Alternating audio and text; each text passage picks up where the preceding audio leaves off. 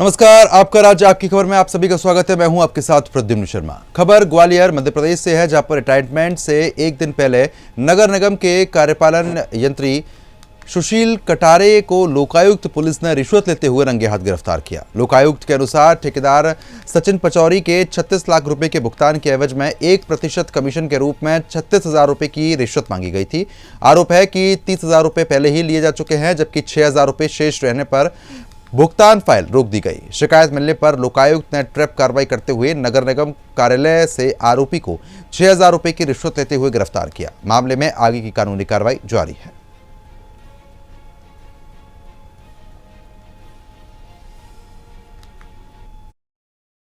में जो है एक आवेदक सचिन पचौरी द्वारा शिकायत दर्ज कराई गई थी। उनके द्वारा शिकायत में बताया गया था कि वो नगर निगम ग्वालियर में ठेकेदारी का कार्य करते हैं और उन्होंने जन कार्य के तहत करीब सड़कें 36 लाख रुपए की सड़कें बनाई थी। उनका पेमेंट के लिए उनकी फ़ाइल जो है जन कार्य के जो एग्जीक्यूटिव इंजीनियर हैं सुशील कटारे, उनके पास फाइल पेंडिंग थी और वो आगे नहीं बढ़ा रहे थे।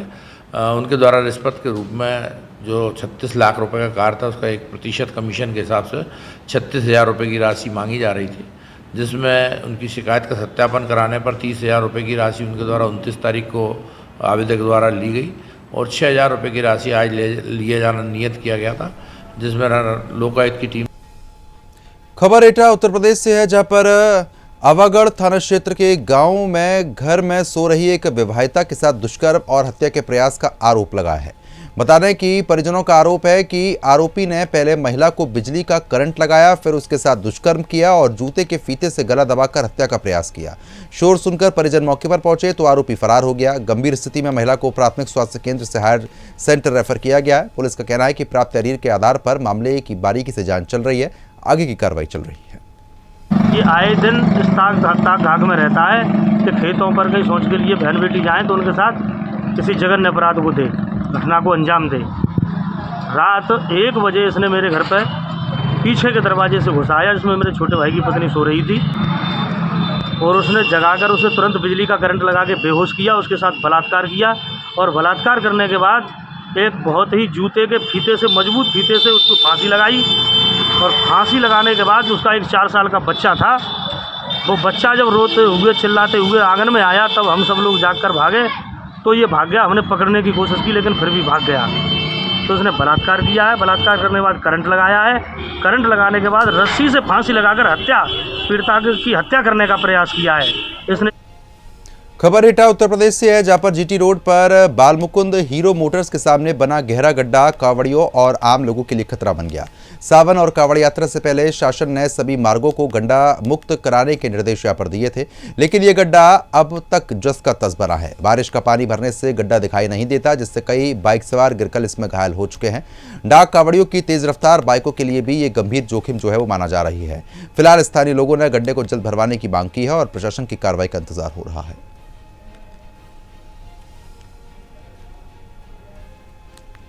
खबर दरभंगा बिहार से है, जहां पर सुप्रीम कोर्ट ने हराही, दिघी और गंगा सागर जैसे ऐतिहासिक तालाबों में मिट्टी भराई पर तत्काल रोक लगाने के निर्देश दिए।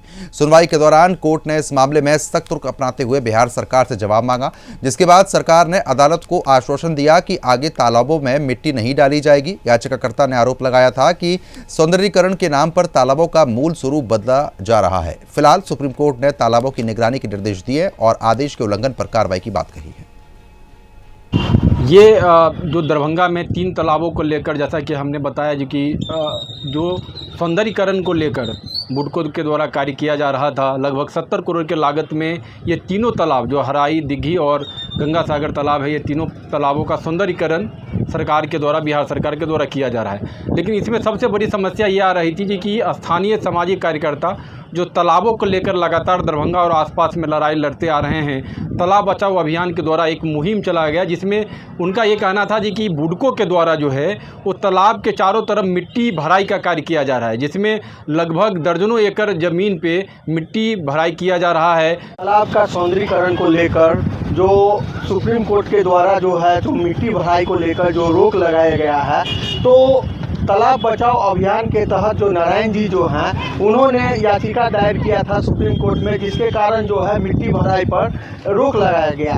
ये मिट्टी भराई जो है सो मतलब था, इसमें निर्देश था कि जिस तरीका से मतलब जो है सौंदर्यीकरण होना चाहिए, अतिक्रमण मुक्त भी होना चाहिए, लेकिन जो है सो अतिक्रमण मुक्त के झंझट से मुक्त होने के लिए नारायण जी ये तालाब में जो किनारे मिट्टी भरने का जो काम हो रहा था बुडको द्वारा, आपने सुप्रीम कोर्ट में याचिका दायर किया और सुप्रीम कोर्ट के द्वारा जो है सो मिट्टी भरने पे रोक लगाया गया। तो मुक्त कराने का जो झंझट है उसके एरिया को रिड्यूस कर किया, तो सबसे बड़ा मतलब जो है ये साजिश था। क्या? हाँ, सबसे बड़ा। खबर मेरठ उत्तर प्रदेश से है, जहां पर मेरठ विकास प्राधिकरण के जोन डी में स्वीकृत मानचित्र के विपरीत अवैध निर्माण जारी होने का मामला सामने आया। शिकायतकर्ता का आरोप है कि बच्चा पार्क के पास निर्माण में निर्धारित सेट बैंक और ओपन पार्किंग क्षेत्र का पालन नहीं किया गया है। बता दें, जबकि मेरठ विकास प्राधिकरण और कमिश्नर से शिकायत के बावजूद कोई कार्रवाई हुई ही नहीं। आरोप है कि इससे भविष्य में ट्रैफिक जाम और सुरक्षा संबंधित जो चीजें हैं वो बढ़ती हुई नजर आएंगी। फिलहाल मामले में प्रशासन की ओर से आधिकारिक प्रतिक्रिया सामने नहीं आई है और कार्रवाई का इंतजार हो रहा है। खबर बिजनौर उत्तर प्रदेश से है, जहां पर एक युवक ने कार से कुचलने की कोशिश और धारदार हथियार से जानलेवा हमला किए जाने का आरोप लगाया है। पीड़ित पंकज कुमार का दावा है कि 26 जुलाई को धामपुर में कुछ लोगों ने पहले उस पर कार चढ़ाने का प्रयास किया और फिर धारदार हथियार से हमला कर गंभीर रूप से घायल कर दिया। पीड़ित का कहना है कि पूरी घटना सीसीटीवी में कैद हो गई है। उसने आरोपियों पर दबाव बनाकर समझौता कराने और लगातार धमकी देने का आरोप भी लगाया है। मामला, मेरा नाम पंकज ठाकुर है, मैं मुरादाबाद का रहने वाला हूँ। मैं धामपुर में एक होटल में काम करता हूँ। मैं शाम के समय 9:30 बजे करीब अपने घर मुरादाबाद जा रहा था, बस का इंतज़ार कर रहा था। स्विफ्ट डिजायर से एक आदमी आता है जिसका नाम मनोज है। वो मेरे ऊपर जानलेवा हमला करने के इरादे से मेरे ऊपर गाड़ी चलाता है। उससे बच के मैं क्या कहते हैं बगल वाले मेडिकल में जाके छुप जाता हूँ। जब मैं वहाँ पे जाता हूँ तो वहाँ से मेरे को निकाल के मेरे साथ मारपीट की जाती है और उसमें भी मेरे शरीर पे।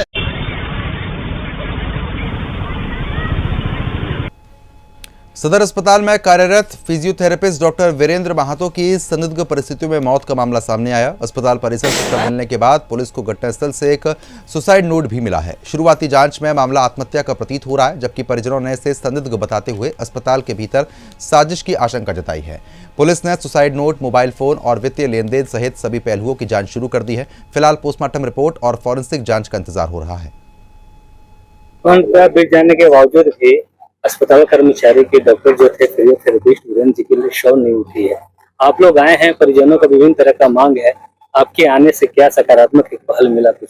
देखिए, अभी मेरे आने के बाद सबसे पहले तो मैंने जो संबंधित अथॉरिटी है, क्योंकि एनएचएम के तहत कार्यक्रम थे, तो एनएचएम के डायरेक्टर शशि प्रसाद झा जी से हमने बात किया और वार्ता के आलोक में उन्होंने कहा कि उनकी धर्मपत्नी को हम लोग 15 अगस्त से पहले सदर अस्पताल में उनकी योग्यता के अनुसार नियोजित कर देंगे और वो भी नियोजन अस्थायी रूप से हम लोग करेंगे। दूसरी बात है कि उनका बड़ा बेटा जो अभी फिजियोथेरेपिस्ट कर रहा है, अभी 2 साल उसको कोर्स पूरा करने में बाकी है। जैसे उसका कोर्स पूरा हो जाएगा, उसके पिताजी की जगह पर फिजियोथेरेपिस्ट में ही एनएचएम के अधीन इसी सदर अस्पताल में लगा दिया जाएगा और इस आशय का लिखित भी इन लोगों ने आश्वासन दिया है और उसी आश्वासन के आलोक में परिवार के लोग मान गए। सदर अस्पताल के न्यूनतम कर्मचारी से लेकर उच्चतम कर्मचारी तक आज अवसाद से ग्रसित है, आखिर क्या कारण है? सही समय पे। खबर मुजफ्फरनगर उत्तर प्रदेश से है, जहां पर महिला से सोने के कुंडल लूटने की वारदात का पुलिस ने खुलासा करने का दावा किया। नई मंडी थाना पुलिस ने रेहड़ी कट के पास हुई मुठभेड़ में एक आरोपी राजकुमार को घायल अवस्था में गिरफ्तार किया। पुलिस के मुताबिक आरोपी के पास से लूटे गए सोने के कुंडल, अवैध तमंचा और कारतूस बरामद किया गया है। वहीं उसका साथी संजय मौके से फरार हो गया, जिसकी तलाश चल रही है। फिलहाल पुलिस मामले में आगे की कार्रवाई की बात कह रही है। देखिए, अवगत कराना है कि कल थाना नई मंडी क्षेत्र में एक महिला के साथ कुंडल छीनने की घटना हुई थी। इस घटना के सफल अनावरण के लिए श्रीमान वरिष्ठ पुलिस अधीक्षक महोदय मुजफ्फरनगर द्वारा 4 टीमों का गठन किया गया था, जिसमें एसओजी टीम और थाना नई मंडी की टीम शामिल थी। आज जरिए मुखबिर खास सूचना प्राप्त हुई कि एक व्यक्ति और उसका साथी NH-58 की तरफ किसी घटना को फिर से करने की फिराक में टहल रहे हैं। इस सूचना पर एसओजी टीम और थाना नई मंडी की टीम ने रथेड़ी कट के पास चेकिंग लगाई। चेकिंग के दौरान इनको रोका गया, रोकने पर नहीं रुके और इन्होंने जान से मारने की नियत से पुलिस टीम पर फायरिंग कर दी। जवाबी सूझ में फायरिंग में एक अभियुक्त के पैर में गोली लगी है, जिसकी पहचान राजकुमार बावरिया निवासी झिझाना जनपद शामली के रूप में हुई है। इसके पास से एक तमंचा 315 बोर, एक जिंदा खोखा कारतूस, दोनों कान के कुंडल। तो आगे बढ़ते हैं। खबर मथुरा से है, जहां पर संकेत आयुष्मान केंद्र के निरीक्षण के दौरान सीएचओ तरुण शर्मा से मारपीट का एक मामला काफी वायरल हो रहा है। आपको बता दें कि वीडियो में सीएचओ और बरसाना सीएचसी के चिकित्सा अधीक्षक डॉक्टर विक्रमादित्य चौधरी के बीच तीखी नोकझोंक के बाद हाथापाई जैसी स्थिति बन गई। सीएचओ ने चिकित्सा अधीक्षक पर संविदा कर्मचारी से करीब 20,000 रुपये खर्च कराकर रंग रोगन कराने का दबाव बनाने और विरोध पर मारपीट का आरोप लगाया। उन्होंने सीएमओ से लिखित शिकायत कर निष्पक्ष जांच की मांग की है। वहीं चिकित्सा अधीक्षक ने आरोपों को निराधार बताया है। शर्मा, मैं एक सामुदायिक स्वास्थ्य अधिकारी हूँ, बरसाना ब्लॉक से संकेत ग्राम में हूँ। मेरे साथ घटना हुई 28 तारीख को करीबन 11:46 पे श्रीमान बरसाना प्रभारी श्रीमान विक्रमादित्य चौधरी जी अपने ब्लॉक प्रोग्राम मैनेजर जो कि जिनका नाम है प्रेम प्रकाश जी, उनके साथ मेरे उपकेंद्र पर दस्तावेज सत्यापन और ये सब चेक करने के लिए निरीक्षण के पर्पज से आए थे। उन्होंने मुझे कमरे में मुझे आते ही धमकाने लगे कि अपना ओपीडी रजिस्टर दिखाओ। वो सब मैंने उनके निरीक्षण के दौरान सारी उनको सहयोग प्रदान किया। उसके बावजूद बात में मुझे धमकाते रहे। उसके बाद हाथ छोड़ा, अंदर भी कमरे में भी हाथ छोड़ा। उसके बाद बाहर निकलते टाइम फिर से हाथ छोड़ा, जो कि कैमरे में कैद हुआ है बाकायदा। उससे पहले भी उन्होंने मेरी संविदा समाप्ति करने के लिए डीएम साहब को अनुमोदन प्रस्तुत किया था। सेम यही घटना पिछले मथुरा थाना फरेज क्षेत्र में रात्रि गश्त के दौरान पुलिस जीप को अनियंत्रित ट्रक ने पीछे से टक्कर मार दी। हादसा आपको बता दें कि भीमनगर पुलिया के पास हुआ था, जिसमें पुलिस जीप और ट्रक सड़क किनारे खाई में जा गिरे। दुर्घटना में जीप सवार 3 पुलिस कर्मचारी घायल हो गए। एक पुलिस कर्मचारी की स्थिति काफी गंभीर होने के चलते उसे प्राथमिक उपचार के लिए आगरा रेफर किया गया है, जबकि 2 को स्थानीय उपचार के लिए अस्पताल में भर्ती कराया गया। ट्रक चालक भी जो है वो घायल हुआ है। सूचना मिलते ही पुलिस मौके पर पहुंच गई है और कार्रवाई चल रही है। कल दिनांक 31 जुलाई को समय लगभग रात्रि 11 बजे एक ट्रक चालक के द्वारा रेपुरा जाट चौकी थाना फरे की जीप में पीछे से टक्कर मार दिया गया। इसमें चौकी की जो गाड़ी थी वो क्षतिग्रस्त हो गई तथा साथ ही उसमें बैठे 2 आरक्षी मोहित शर्मा और आरक्षी भरत घायल हुए थे। तत्काल उच्च अधिकारियों के द्वारा प्रकरण का संज्ञान लिया गया और मौके पर पहुंचकर दोनों को उपचार हेतु अस्पताल में एडमिट कराया गया है। दोनों की स्थिति सामान्य है, स्थिर है। इस प्रकरण में आवश्यक वैधानिक कार्रवाई प्रचलित है। देखिए, कल दिनांक 31 जुलाई को समय लगभग रात्रि 11 बजे एक ट्रक चालक के द्वारा रेपुरा जाट। खबर औरैया से है, जहां पर अजीतमल कोतवाली पुलिस और एसओजी टीम की गोकशी के आरोपी बदमाश से मुठभेड़ हो गई। मामला प्रतापपुर अंडरपास का है, जहां पर पुलिस चेकिंग कर रही थी। इसी दौरान 2 संदिग्धों के आने की सूचना मिली। पुलिस ने रोकने का प्रयास किया तो आरोपियों ने फायरिंग कर दी। पुलिस की जवाबी कार्रवाई में मनोज के पैर में गोली लग गई, जिसके बाद उसे गिरफ्तार कर लिया गया। उसका साथी मौके से फरार हो गया, जिसकी तलाश लगातार चल रही है। दिनांक 1/8/2026 को जनपद में बाड़ा चेकिंग स्कीम लगाई गई थी, जिसके तहत थाना अजीतमल अंतर्गत प्रतापपुर अंडरपास पर पुलिस टीम द्वारा चेकिंग की जा रही थी। अजीतमल कस्बे की तरफ से 2 व्यक्ति मोटरसाइकिल सवार आते हुए दिखाई दी। इनको चेकिंग के लिए रुकने का इशारा किया गया। उनके द्वारा कट मारकर भागने का प्रयास किया गया। पुलिस टीम द्वारा उनका पीछा किया गया तो आगे ब्रेकर पर संतुलन बिगड़ने के कारण मोटरसाइकिल फिसलकर गिर गई, जिससे उनके द्वारा पुलिस टीम पर जान से मारने की नीयत से फायर किया गया। जवाबी फायरिंग में आत्मरक्षार्थ सिखलाए हुए तरीके से पुलिस टीम द्वारा फायर किया गया, जिसमें एक व्यक्ति के बाएं पैर में गोली लगी और दूसरा व्यक्ति भागने में सफल रहा। पूछने पर उस व्यक्ति ने अपना नाम मनोज पुत्र सुरेश आरो रत्नीपुर थाना अजीतमल बताया। उसके पास से 315 बोर का तमंचा, एक जिंदा कारतूस, 2 खोखा कारतूस व एक बिना नंबर की मोटरसाइकिल बरामद हुई। अभी 30 तारीख की रात में थाना अजीतमल अंतर्गत चौकसी की एक घटना घटित हुई थी, जिसमें यह वांछित था। उसका एक साथी जो फरार हुआ, उसका नाम राजा है, वह भी इस घटना में संलिप्त है। तत्काल घायल को उपचार हेतु प्राथमिक स्वास्थ्य केंद्र अजीतमल ले जाया गया, जहां उसकी स्थिति सामान्य है। अन्य विधिक कार्रवाई प्रचलित है। मौके पर कानून व्यवस्था की स्थिति सामान्य है। आज दिनांक 1/8/2026 को जनपद में बाड़ा चेकिंग स्कीम लगाई गई थी, जिसके तहत थाना अजीतमल।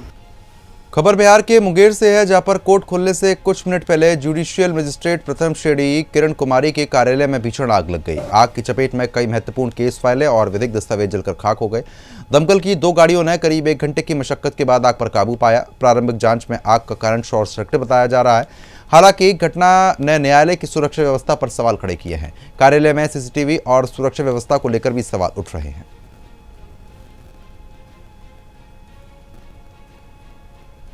जेएम फर्स्ट क्लास है, उन्हीं के रिकॉर्ड जहाँ पर रखा जाता है स्टोर में, वहाँ पर पता चला कि शॉर्ट सर्किट से जो है वो सिस्टम में आग लग गया। उसके बाद हवा उठने के कारण चूँकि सारी जगह कागजात ही रखा हुआ था, इसलिए कागजात में रख दिया। जैसे लोगों को जानकारी हुआ, हम लोग को जानकारी में सारे आदमी आए, फायर ब्रिगेड को खबर किया गया, फायर ब्रिगेड आया और उस कागज़ को नियंत्रित किया। लेकिन फिर भी बहुत सारे रिकॉर्ड यहाँ जो है जल गए हैं। अभी इसका छानबीन चल रहा है और इंजीनियर आए हुए हैं, देख रहे हैं कहाँ पर बिजली का शॉर्ट आउट नहीं है। ये एक तरह का दुर्घटना है शॉर्ट सर्किट लगने के कारण। आगे विस्तृत जानकारी आपको जांच खत्म होने के बाद ही दिया है। हम लोग को देखे जब धुआं निकल रहा है, लोग सब हल्ला किया कि भाई धुआं आ रहा है, तो सब आदमी दौड़े, पता चला कि भाई आग लग गया। चूँकि धुआं जब सब दिशा से निकल रहा है, हम लोग स्वाभाविक है कि आग निकला, फायर ब्रिगेड आया, उसके बाद खोल के देखा गया। वहाँ पर सारे फायर ब्रिगेड अपना सिस्टम को लगाए, उस पर काबू पाए और अभी जो है उसका और रिकॉर्ड। खबर मध्य प्रदेश की से है, जहां पर दोहनी विधानसभा क्षेत्र के विधायक कुंवर सिंह टिकाम नियमित रूप से जनता से मुलाकात कर उनकी समस्याएं सुन रहे हैं। बता दें कि जनता दरबार के माध्यम से ग्रामीणों और क्षेत्रवासियों की शिकायतें प्राप्त कर संबंधित अधिकारियों को उनके निराकरण के निर्देश दिए जा रहे हैं। जनता दरबार में सड़क, बिजली, पानी, पेंशन, राशन, आवास और राजस्व से जुड़ी हुई समस्याएं प्रमुख रूप से सामने आती हैं। विधायक का कहना है कि जनप्रतिनिधि का पहला दायित्व जनता की समस्याएं सुनना और समाधान के लिए प्रशासन से समन्वय करना है। लोगों को अपनी बात सीधे विधायक तक पहुंचाने का अवसर मिल रहा है। विधायक जी, सुबह से आपके यहाँ पब्लिक धोनी विधानसभा की अपनी समस्याओं को लेके आते हैं, क्या कहेंगे आप? सुबह से जनता दरबार लगती है। देखिए, हमारा जो धोनी विधानसभा आप सबको मालूम है कि 2003 से पहले इतना पिछड़ा था कि जहाँ सड़कें नहीं थी, जहाँ बिजली नहीं था, पीने का पानी नहीं था, क्या कर रहे हो, और तमाम उनकी जो बुनियादी समस्याएं आज कॉफी बनी है वो कहाँ जाए, उसी के को देख करके मैं जब से मुझे विधानसभा क्षेत्र धवानी का मुझे सेवा करने का अवसर मिला 2008 से, मैं जब देखा कि इतनी विषम परिस्थितियां हैं, तो पहले तो मैंने यहाँ पर क्षेत्रीय विकास के लिए सड़क बने, बिजली बने, स्कूल खुले, अस्पताल खुले, तमाम नेटवर्क नहीं है मोबाइल का, उसको चालू करने के लिए तमाम तरह की सुविधाएं हमने स्वीकृत करा करके यहाँ पर विकास के काम किए। लोगों का जो है बहुत बड़ा क्षेत्र है, तो विधायक कैसे आम जनता तक पहुँच उसकी बने, या उनकी समस्याओं को हम कैसे सॉर्ट आउट कर सकें। इसलिए हम जब घर में रहते हैं तो जनता दरबार के माध्यम से ही बैठे रहते हैं, पूरी जनता आती है, उनकी समस्याओं को सुनते हैं, निदान भी करते हैं, और जब क्षेत्र में जाते हैं तो वहाँ भी सुनते हैं, वहाँ निदान करते हैं। और तब से ये जब मुझे लगता है कि 8-10 साल से ये जनता दरबार बहुत यहाँ पर मुझे कहेंगे प्रभावी हो गया है या लोकप्रिय हो गया है कि हर आदमी आता है और हम सुबह 6 बजे से लेकर के 2 बजे तक अभी बज ही रहे होंगे। खबर फर्रुखाबाद से है, जहां सुरक्षा मानकों की अनदेखी करने वाले निजी अस्पतालों पर अब सीलिंग की कार्रवाई की तैयारी है। नगर मजिस्ट्रेट पारुल तरार के अनुसार बिना फायर एनओसी, विद्युत सुरक्षा एनओसी और भवन मानचित्र के नियमों का पालन नहीं करने वाले अस्पतालों की जांच कराई गई थी। संचालकों को सुरक्षा मानक पूरा करने के लिए समय दिया गया था। दोबारा जांच में 11 अस्पतालों में मानक पूरे नहीं पाए गए।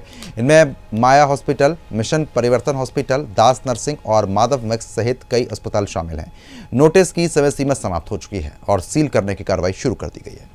अस्पतालों में निरीक्षण किया गया था, जो मानक के अनुरूप नहीं चल रहे हैं, ऐसे अस्पतालों को नोटिस जारी किया, क्या कार्रवाई की जाएगी? देखिए, आपको पता है जैसे जो लखनऊ में अग्निकांड हुआ था, उसके बाद प्रदेश में हर जिले में ड्राइव चल रही है और उस ड्राइव में जितने भी हमारे प्रतिष्ठान है, बिजनेस प्रीमाइसेस हैं, उनमें हम लोग सबसे पहले, मैंने आपको पहले भी बताया था कि सबसे पहले हम लोगों के लिए सेफ्टी है, तो उसके लिए हम सबसे पहले फायर और इलेक्ट्रिकल सेफ्टी की जांच। हॉस्पिटल हैं, 1 दर्जन करीब हॉस्पिटल हैं जो दोबारा जांच में पाया गया उन्होंने मानक अभी तक पूरे नहीं किए, उनके समय भी समाप्त हो चुकी है। जी जी, उसी के लिए सीएमओ को मैंने यहाँ पे, क्योंकि मेरे पास पूरी एक मास्टर लिस्ट बनी हुई है जिसमें मेरे पास एक एक प्रतिष्ठान के बारे में सब कुछ डिटेल है कि उनको पहला नोटिस कब गया, दूसरा नोटिस कब गया, फायर की उनकी पहली बार जांच हुई कि दूसरी बार जांच हुई, तो इसीलिए वो मैंने उसको सेग्रीगेट करके सीएमओ साहब को आगे की कार्रवाई करने के लिए चिट्ठी पत्र प्रेषित किया है। इसी तरीके से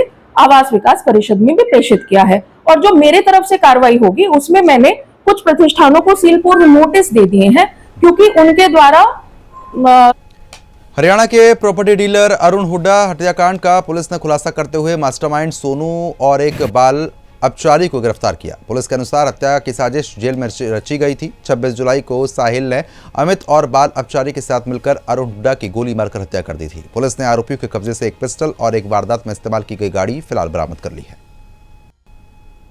अरुण हुड्डा हत्याकांड में आरोपियों को गिरफ्तार किया गया, किस तरह की घटना को अंजाम दिया था, कितने आरोपी गिरफ्तार? ये थाना क्षेत्र कादरी गेट में एक मर्डर की घटना कारित की गई थी, जिसमें ये व्यक्ति अरुण हुड्डा जो मृतक है, ये फरीदाबाद का रहने वाला था, जिसकी उम्र 30 साल थी। इस पूरे घटनाक्रम का खुलासा ये था कि 3 व्यक्तियों ने षड्यंत्र किया था और 3 व्यक्तियों द्वारा घटना को अंजाम दिया गया था। इसमें से 2 व्यक्तियों की गिरफ्तारी कर ली गई है फतेहगढ़ पुलिस द्वारा। इसमें जो मुख्य आरोपी है साहिल, वो अभी उस पर इनाम किया गया है, वो अभी गिरफ्तार नहीं हुआ। इसमें टीमें लगी हुई है। इसके अलावा जो घटना में प्रयुक्त कार है उसकी रिकवरी कर ली गई है। साथ ही अपराधियों के पास से हमें एक पिस्टल भी बरामद हुई है। इस पूरे घटनाक्रम में एक बाल अपचारी भी है जिसको गिरफ्तार किया गया है। सोनू गिरफ्तार हुआ है मैडम, क्या मास्टरमाइंड है इस हत्याकांड? सोनू जो है वो षड्यंत्रकारी है। इस सोनू, रंजीत और रोहित, इन तीनों ने मिलकर पूरे घटना को षड्यंत्र किया है। और इसके अलावा जो साहिल, अमित और एक बाल अपचारी, ये तीनों आए थे यहाँ पे जनपद में और इस घटना को कारित किया है। जो खबर एटा से है, जहां पर ई रिक्शा यानी कि टिर्री का संचालन रोके जाने से मरीजों और बुजुर्गों को परेशानी का सामना करना पड़ रहा है। एक युवक अपनी बीमार मां को तेज धूप में करीब 1 किलोमीटर तक पैदल लेकर जाता दिखाई दिया। वहीं परिजन बीमार बेटी को भी पैदल इलाज के लिए लेकर जा रहे थे। स्थानीय लोगों का कहना है कि कड़ी धूप में ई रिक्शा पर प्रतिबंध मरीजों के लिए परेशानी बढ़ा रहा है। एटा एसएसपी डॉक्टर इलामरन ने बताया है कि ऑटो रिक्शा और टेम्पो पर कोई प्रतिबंध नहीं है। मरीजों और बुजुर्गों के लिए वैकल्पिक व्यवस्था की मांग उठ रही है।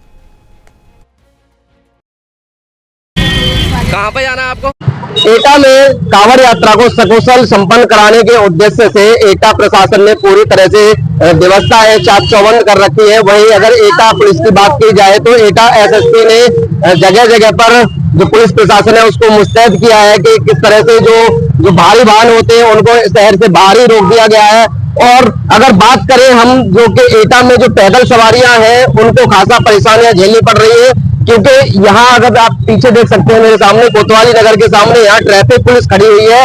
उनके द्वारा जो ई रिक्शा और टेम्पो होते हैं उनको पूरी तरह से रोका जा रहा है। साथ ही जब इनसे हमारी बात हुई तो उनका कहना है कि यहाँ पर जो रोक लगाई जा रही है वो ट्रैफिक इंस्पेक्टर की वजह से टीआई के द्वारा निर्देश है, उसके बाद हम यहाँ से आगे नहीं जाने दे रहे हैं। हालांकि जो परेशानी है, जो सवारियां हैं पैदल चलने वाली, उनको खासा परेशानियों का सामना करना पड़ रहा है। और वहीं इस पूरे मामले पर जब एटा एसएसपी डॉक्टर इलाम अरन जी से हमारी बात हुई तो उनका साफ तौर से कहना है कि ई रिक्शा और टेम्पो पर कोई भी प्रतिबंध नहीं है।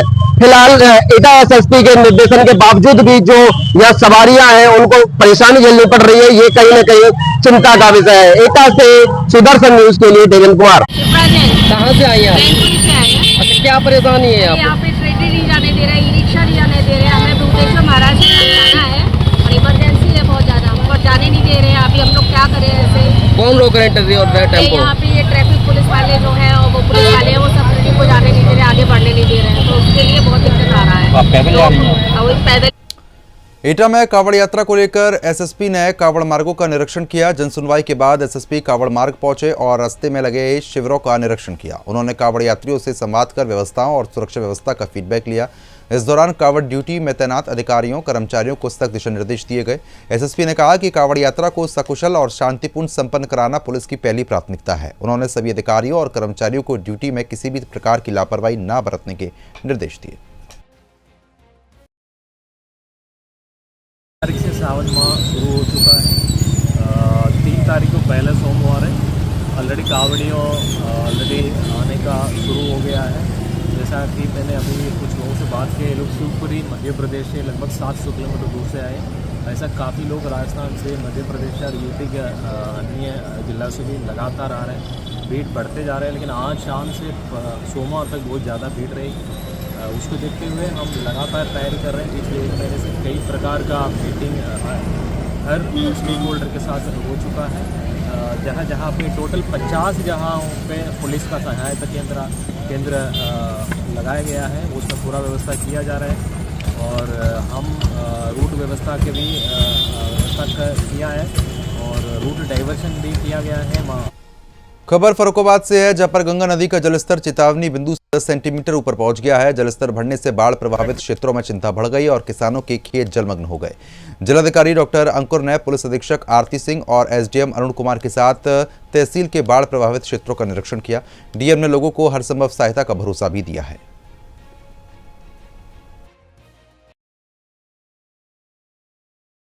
चेतावनी 10 सेंटीमीटर ऊपर चल रहा है। बाढ़ प्रभावित क्षेत्र का निरीक्षण किया, क्या दिशा निर्देश दिए?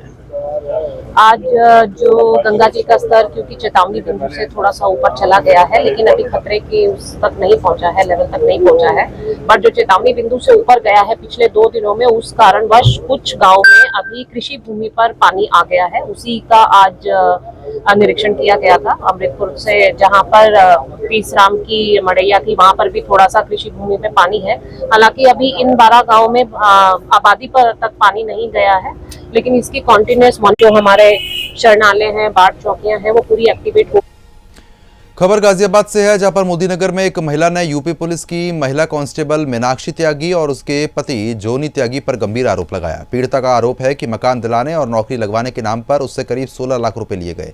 महिला ने नशीला पदार्थ पिलाकर दुष्कर्म करने और विरोध पर परिवार को झूठे मुकदमे में फंसाने और एनकाउंटर की धमकी देने का भी आरोप लगाया। पीड़िता के मुताबिक उसके पास बैंक स्टेटमेंट और ऑडियो रिकॉर्डिंग जैसे साक्ष्य हैं। उनका दावा है कि शिकायत के बावजूद एफआईआर नहीं होने पर आत्महत्या की चेतावनी दी है। कंपनी में काम करती थी, वहाँ पे फैक्ट्री मालिक ने मेरे साथ गलत काम किया जी। मैंने उनकी माँ से बोला तो माँ बोलने लगी कि ये तो घर जैसी बात है। उनकी वाइफ है पुलिस में मुजफ्फरनगर सिपाही, वो कहते मेरे साथ उन्होंने बदतमीजी करी। अगर मैंने उनसे बोल रही है कि तेरा एनकाउंटर करवा दूंगी। मेरा अच्छे जगह एसपी एसएसपी सीओ इनसे मेरी जान पहचान है, अच्छी उठ बैठे है, मैं कभी भी मरवा सकती हूँ। मुझे जान मान का खतरा है। मैंने रिपोर्ट मजबूरी में की है क्योंकि मेरी कोई कार्रवाई नहीं हुई थी। मैं गाजियाबाद पुलिस ड्यूटी के यहाँ पर आई हूँ। मेरी मोदीनगर कोई सुनवाई नहीं हुई है। मेरे साथ एक फैक्ट्री मालिक ने गलत किया है। मेरी मोदीनगर थाने में कोई रिपोर्ट या कोई मुकदमा नहीं हुआ है। वो बोल रहे हैं कि मीनाक्षी त्यागी मुजफ्फरनगर कांस्टेबल है, उनके दम पर कोई भी मुकदमा नहीं हुआ है। अच्छा, धमकी कौन कौन लोग दे रहे हैं? वो उनके परिवार वाले ही दे रहे हैं और हमारे गांव के 2 दलाल लगे हुए हैं जिनको मैं नाम नहीं जानती, सिर्फ चेहरा पहचानती हूँ।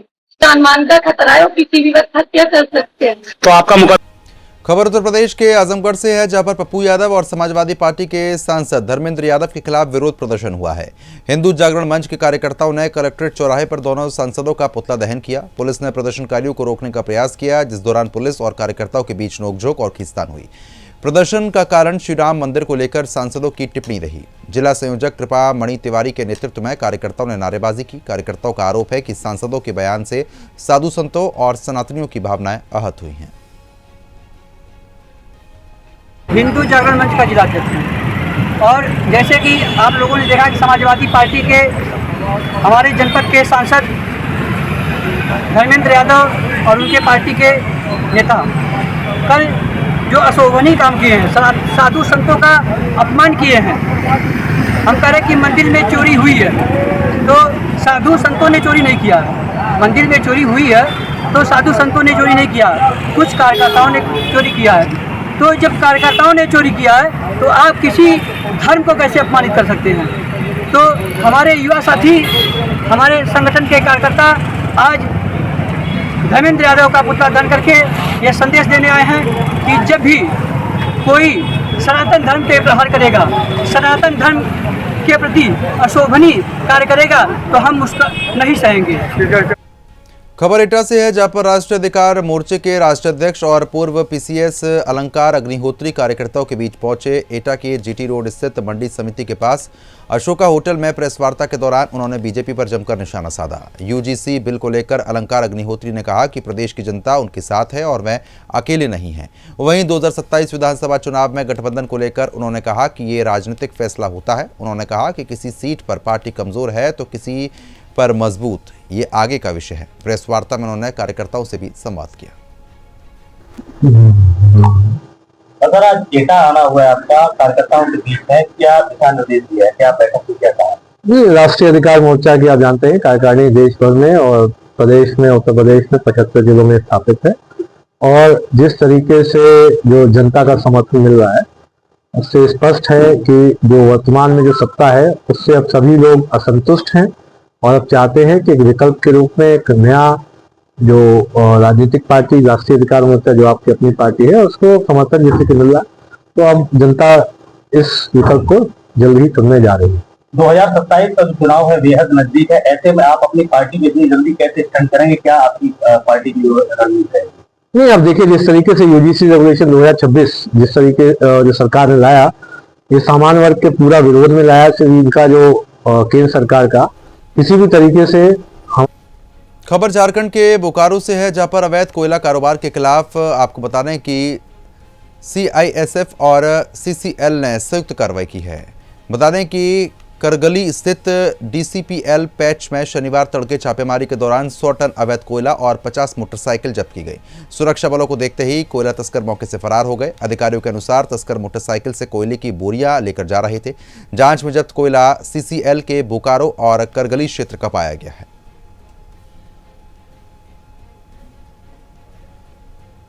अब चलिए खबरों में आगे बढ़ लेते हैं और इसी बीच एक और महत्वपूर्ण जानकारी जो है वो यहाँ पर सामने आ रही है। आपको बता दें कि खबर राजस्थान से है, जहाँ पर जलौल एएनटीएफ और सांचौर पुलिस की संयुक्त टीम ने मादक पदार्थ तस्करी के खिलाफ बड़ी कार्रवाई की।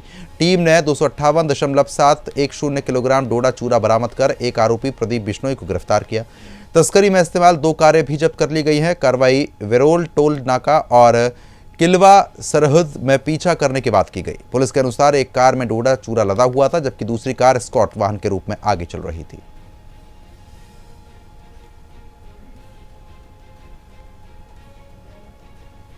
आगे बढ़ेंगे। खबर उत्तर प्रदेश के संभल से है, जहां पर संभल चंदौसी मार्ग पर मोहम्मदपुर टांडा गांव के पास टेम्पो और ट्रक की आमने सामने टक्कर हुई।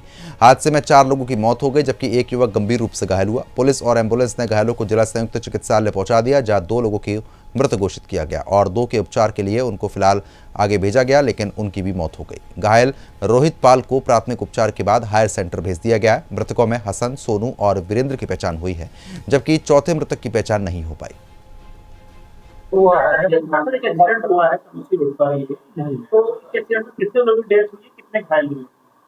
देखिए, एक्सीडेंट जो बताया जा रहा है ये टांडा मोहम्मदपुर के पास कहीं पर हुआ है और इसमें जो 3 घायल लाए गए थे, लेकिन उन 2 को जो है एग्जामिन करने के बाद पता लगा वो ब्रॉड डेड है और तीसरा जो है सीवियरली इंजर्ड था, तो उसका ट्रीटमेंट दिया जा रहा था, लेकिन वो ट्रीटमेंट के दौरान जो है वो भी तीन लोग की डेथ हुई। घायल तो वही थे, 3 आए थे, एक घायल। हाँ, ये कुल 4 लोग थे। 4।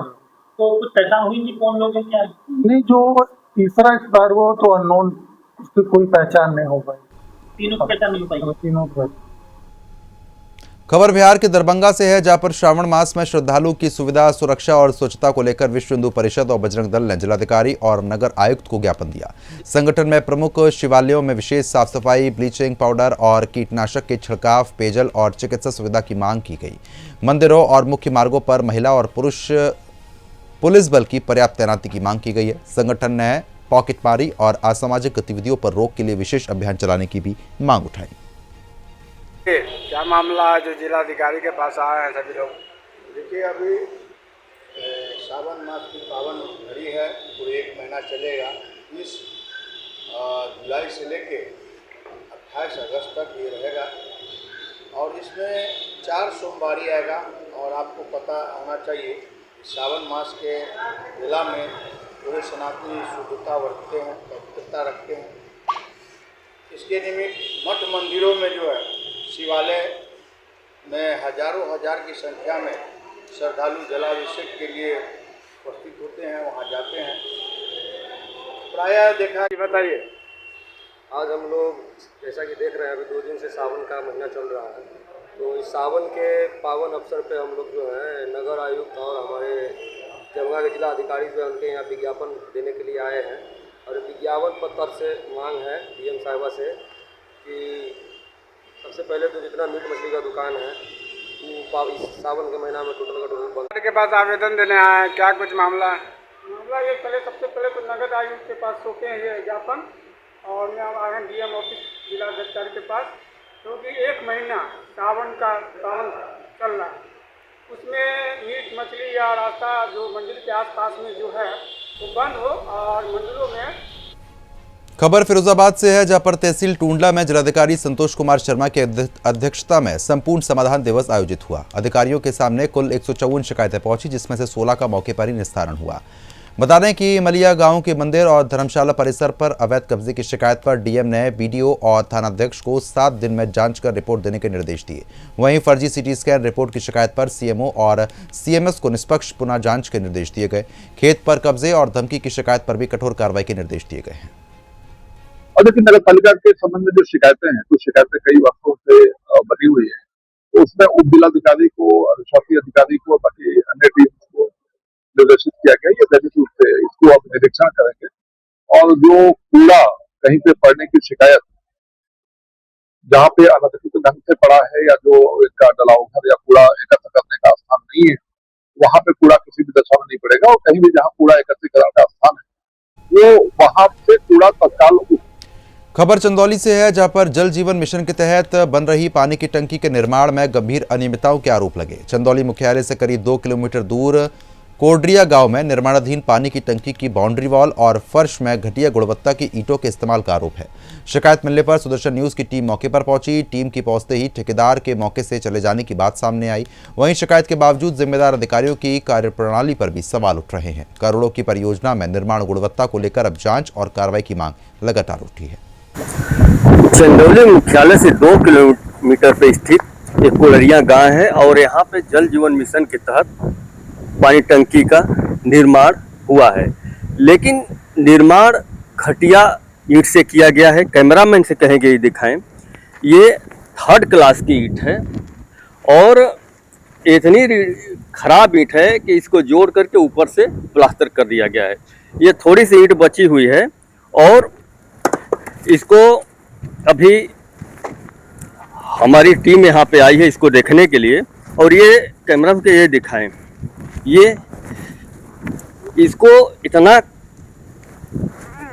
जो कि ये जो फर्श बन रहा है इसमें भी अच्छी क्वालिटी की ईंट लगनी चाहिए, लेकिन एक खराब ईंट से भी इसका जो फर्श है ये बनाया जा रहा है। योगी सरकार जहां गांव में स्वच्छ जल के लिए व्यवस्था कर रही है, लेकिन जो ठेकेदार हैं, जो बड़े बड़े अधिकारी हैं, वो कमीशन के चक्कर में ग्रामीण क्षेत्र में ये जो भ्रष्टाचार चल रहा है, ये बड़े बड़े अधिकारियों के मिली भगत से किया जा रहा है। मुख्यालय यहाँ से मात्र 2 किलोमीटर पे है, लेकिन किसी के पास समय नहीं है देखने के लिए कि वहाँ पे निर्माण कैसा हो रहा है और कैसे किया जा रहा है। सरकार तो अच्छा काम कर रही है, लेकिन जो अधिकारी हैं पूरा बन के तैयार हो गया है और घटिया ईंट से बन के तैयार हुआ है, रंग रोगन कर दिया गया है। ऊपर से अधिकारी आएंगे, ठीक ठाक है। अब देखना है कि यहाँ पे जो में ओके करके साफ सफाई से चले जाते हैं। कैमरामैन पंकज तिवारी के साथ जिला संवाददाता प्रशांत सिंह, जनपद चंडल। खबर फर्रुखाबाद से है, जहां पर आगामी सावन के पहले सोमवार के लिए गंगा जल भरने के लिए श्री रामपुर और पंचाल घाट पर शिव भक्तों का जनसागर देखने को मिला है। बता दें कि हर हर महादेव और बम बम भोले के जयकारों से गंगा घाट जो है वो गूंज उठा है। मध्य प्रदेश, राजस्थान और हरियाणा से पहुंचे कांवड़िए गंगा जल लेकर भगवान शिव का जलाभिषेक करेंगे। कांवड़ियों की सुरक्षा के लिए प्रशासन ने कड़े इंतजाम किए हैं। प्रमुख घाटों को 15 सेक्टर और 4 जोन में बांटा गया है। सुरक्षा में पुलिस, होमगार्ड, पीएससी और एनडीआरएफ की टीमें तैनात रहेंगी। कांवड़ यात्रा को लेकर प्रमुख गंगा घाटों का निरीक्षण किया गया और क्या दिशा निर्देश दिए गए? देखिए, जैसा कि हम सबको पता है कि कांवड़ यात्रा शुरू हो रहा है अभी सावन सोमवार से, और इसके साथ साथ जितने भी हमारे यहाँ प्रमुख जो स्नान घाट हैं, रूट है, इन सभी का निरीक्षण कर लिया गया है। ड्यूटियों का डिप्लॉयमेंट हो गया है। पर्याप्त मात्रा में पीएससी की फ्लड कंपनी है, एनडीआरएफ है। रूट पे हम लोग जगह जगह पे पिकेट लगा रहे हैं, मोटरसाइकिल से गश्त कर रहे हैं। पीआरबी का डिप्लॉयमेंट स्ट्रैटेजिक जगहों पे है। पूरे जनपद को 4 सेक्टर में, 15 सेक्टर में और 4 जोन में विभाजित किया गया है और उस हिसाब से ड्यूटियां लगाई जा रही हैं। पूरी व्यवस्था है। हम इस पूरे प्रोग्राम। खबर मुजफ्फरनगर से है, जहां पर कांवड़ यात्रा 2026 को सकुशल संपन्न कराने के लिए एडीजी ने कांवड़ मार्ग का स्थलीय निरीक्षण किया। एडीजी ने शिव चौक से मदीना चौक तक पैदल गश्त कर सुरक्षा व्यवस्थाओं का जायजा लिया और शिव भक्तों पर पुष्प वर्षा कर उनका स्वागत किया। निरीक्षण के दौरान सुरक्षा, यातायात प्रबंधन और भीड़ नियंत्रण की व्यवस्थाओं की समीक्षा की गई। इसके बाद एडीजी ने रामपुर तिराहा स्थित अस्थायी थाने का निरीक्षण किया और ड्यूटी पर तैनात पुलिस कर्मचारियों को दिशा निर्देश दिए। मुजफ्फरनगर पहुंचे हैं, कांवड़ मार्ग का निरीक्षण किया गया। अभी हम लोग मुजफ्फरनगर में हैं, शिव चौक के पास जो है कांवड़ मार्ग में एसएसपी मुजफ्फरनगर संजय कुमार वर्मा साहब के साथ, अमृत जैन यहाँ एसपी सिटी साहब के साथ, अक्षय एसपी आर्य साहब के साथ और सिद्धार्थ मिश्रा यहाँ के एसपी साहब और पूरे टीम के साथ हम लोगों ने कांवड़ मार्ग का निरीक्षण किया है। इस पे भोले जो है वो जल लेके हरिद्वार से आ रहे हैं और भारी संख्या में आ रहे हैं और लगातार आ रहे हैं। वो बड़ा उनमें बहुत उनमें उत्साह है और हम लोग पूरा पुलिस बल में बहुत उत्साह है। पुलिस बल सभी तरह से चौकस है। हमारे साथ बहुत बड़ी टीम जो है उत्तर प्रदेश पुलिस की है। आप देख रहे हैं रात के 1 बज चुके हैं और लगभग सभी लोग यहाँ मुस्तैद खड़े हैं और अलग अलग जगह पे बड़ी मुस्तैदी से ड्यूटी कर रहे हैं।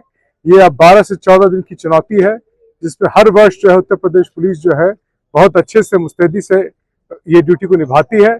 इस वर्ष भी हमें पूरा भरोसा है किसी तरह से मुस्तैदी से पूरी ड्यूटी को निभाएगी। पुष्प वर्षा की गई है, बहुत ही तप करके, लंबा दूरी पूरा करके वो अपने मनोकामना को पूरी करने के लिए दिल्ली से कई लोग आए हैं, हरियाणा कई लोग जा रहे हैं, राजस्थान कई लोग जा रहे हैं और भी बहुत दूर लोग जा रहे हैं। खबर उत्तर प्रदेश के रूपीडीहा से है, जहां पर भारत नेपाल सीमा पर पुलिस ने मूर्ति के नाम पर ठगी करने वाले गिरोह का खुलासा किया। पुलिस के मुताबिक आरोपी पीतल की मूर्तियों को अष्टधातु या सोने की बताकर नेपाल के लोगों से लाखों रुपए के ठगता था। पुलिस ने पूर्व प्रधान काले खान समेत 7 आरोपी को गिरफ्तार किया। आरोपियों के कब्जे से करीब 4 किलो 960 ग्राम वजनी बुद्ध की मूर्ति और 3 मोटरसाइकिलें बरामद हुई हैं। फिलहाल पुलिस आरोपियों से पूछताछ कर रही है।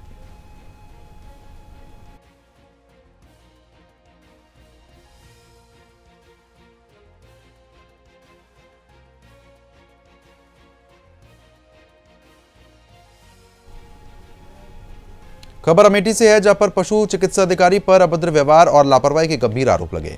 ऑल पैरावेट पशु मित्र मैत्री कार्यकर्ता सेवा समिति ने जिलाधिकारी को शिकायती पत्र देकर निष्पक्ष जांच और कार्रवाई की मांग की। समिति का आरोप है कि 29 जुलाई को फुर्सतगंज बहादुरपुर के पशु चिकित्सा अधिकारी डॉक्टर अंबर मिश्रा ने पैरावेट प्रदीप कुमार शुक्ला को टीकाकरण और डाटा फंडिंग का कार्य करने का दबाव बनाया।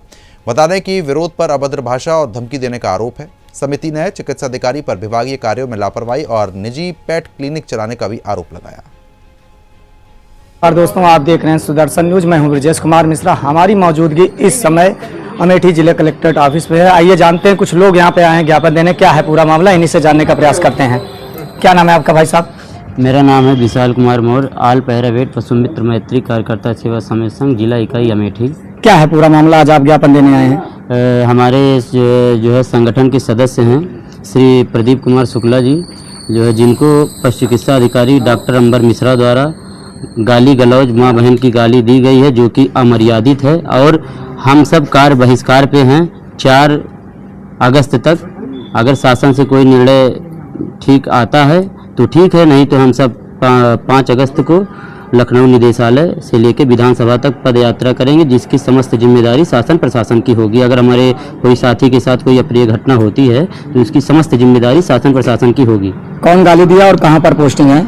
तो जो है डॉक्टर साहब की पोस्टिंग जो है विकास खंड बहादुरपुर में फुर्सतगंज एक हॉस्पिटल पड़ता है, उस पर डॉक्टर साहब की पोस्टिंग है। और जो कि डॉक्टर साहब अमर्यादित शब्द का प्रयोग किए हैं, माँ बहन की गाली दिए हैं।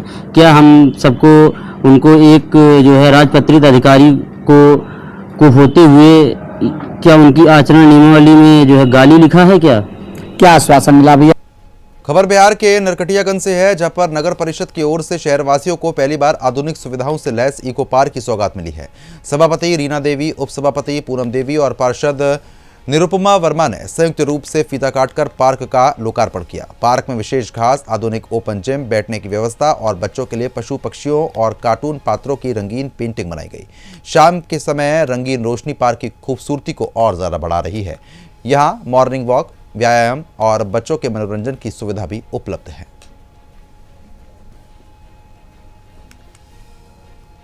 तो फिलहाल अभी के लिए सिर्फ इतना ही, लेकिन खबरों का सिलसिला जारी रहेगा। बने रहिए हमारे साथ।